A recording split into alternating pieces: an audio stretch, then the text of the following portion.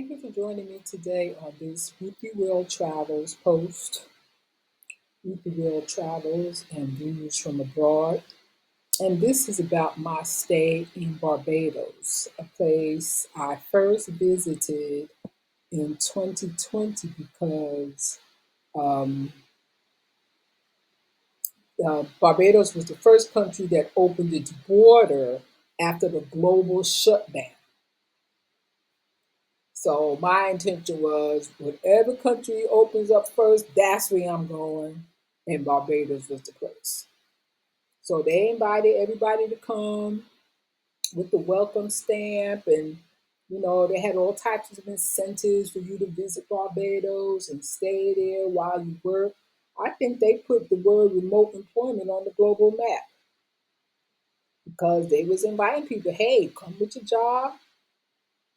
And it's a win-win situation for everybody. So I decided that I would come here, and I ended up staying for 18 months. And it was when I started writing my book.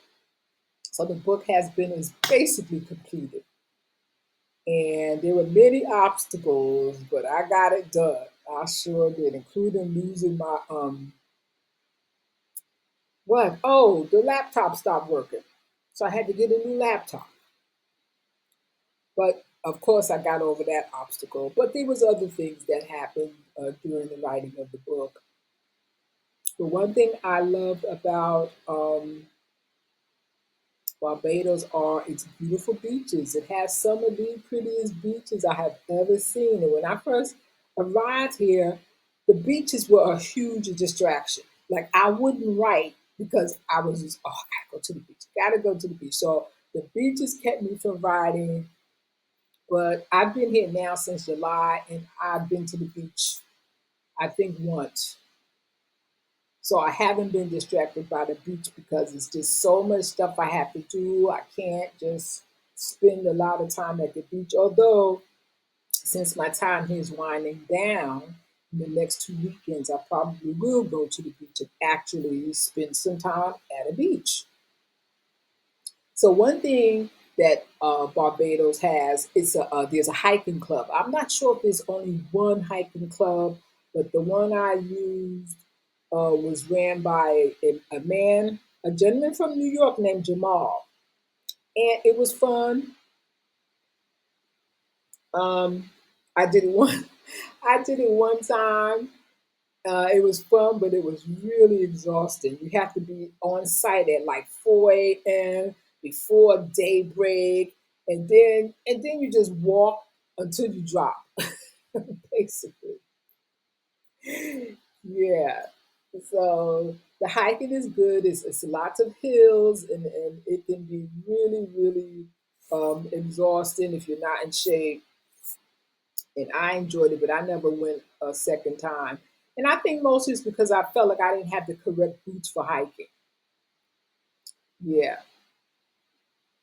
A place here that's famous, and it's a touristy place. Actually, it's two places that's very touristy.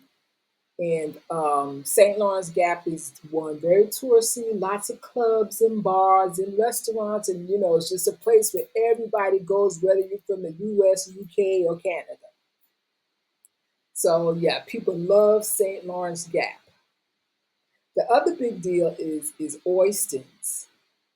And it's a big deal on Friday nights because Friday nights is where everybody is, I shouldn't say everybody, but a lot of people are out there cooking food, marlin and whatever kind of fish you want. And they have something called macaroni pie and certain things that they like. I imagine you could find flying fish and cuckoo out there if you like.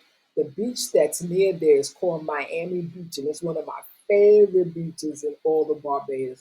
Out of all of the beaches I've been to, and it's because the waters are kind of calm, and it's usually kind of a kind of a lot of people there compared to Brown Beach and Pebble Beach and Carlisle Bay, which is more spread out. But Miami Beach is nice because I always see people there with children, and I think they bring them there for that reason. The water is very calm. And another good thing about oysters, this is the thing I love most about oysters. They have an ice cream place called Claire J's.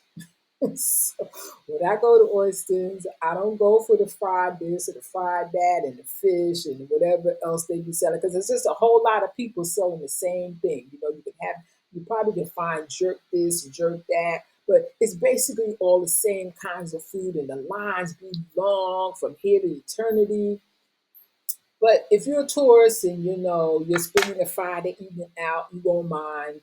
And sometimes they'll have a stage set up where somebody's there entertaining the people, and music is usually playing. And you know, if you want to dance, you can dance. But I think that they would do great to have a live band at Oysters on Friday night. So yeah, those are some of the touristy things that about Barbados that I really like. But my next recording is going to be on something, a different aspect of Barbados. So I hope you'll tune in. Thanks for joining me.